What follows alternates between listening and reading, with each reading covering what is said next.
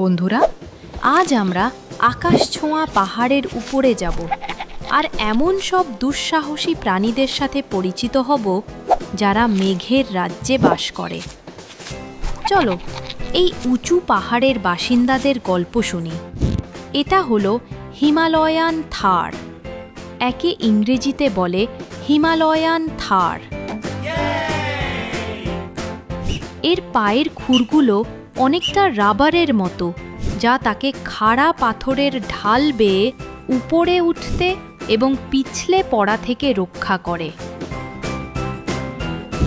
এটা হলো স্নো ল্যাপার্ড, একে ইংরেজিতে বলে স্নো ল্যাপার্ড।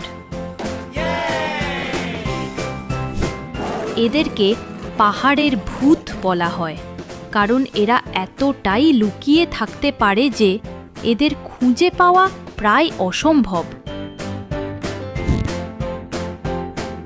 এটা হলো হিমালয়ান মোনাল, একে ইংরেজিতে বলে হিমালয়ান মোনাল।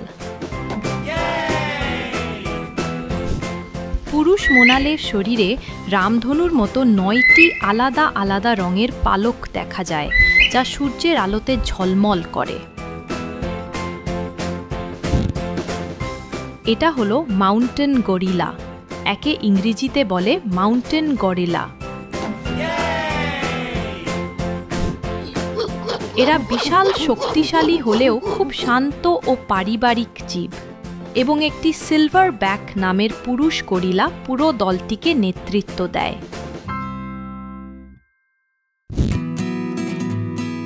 এটা হলো ভ্যারেল, একে ইংরেজিতে বলে ব্লু শিপ। এর শরীরের ধূসর নীল রংটি তাকে পাহাড়ের পাথরের সাথে এমনভাবে মিশিয়ে দেয় যে শিকারীরাও সহজে দেখতে পায় না। এটা হলো কস্তুরী হরিণ, একে ইংরেজিতে বলে মাস্ক ডিয়ার। এই হরিণের মাথায় শিং থাকে না, বরং তার বদলে 2টি ছোট ধারালো দাঁত থাকে, যা দিয়ে সে নিজেকে রক্ষা করে।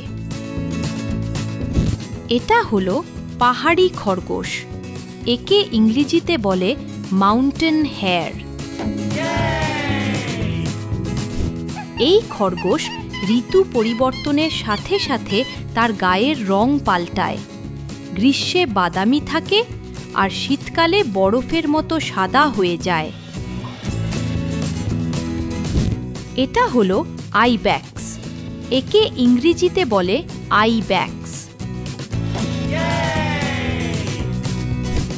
পুরুষ আইব্যাক্সের বিশাল বাঁকানো শিং থাকে, যা প্রায় 5 ফুট পর্যন্ত লম্বা হতে পারে।